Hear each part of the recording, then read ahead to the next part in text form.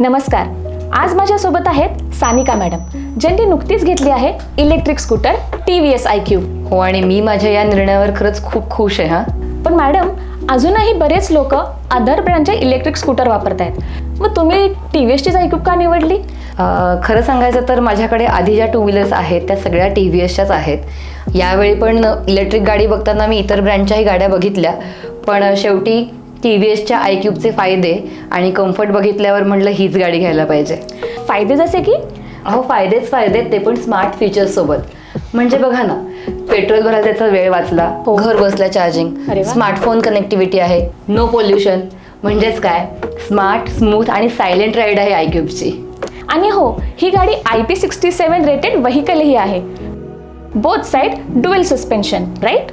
हो, त्यामुळेच तर माझं गाडी स्लिप होण्याचं टेन्शनच गेलं.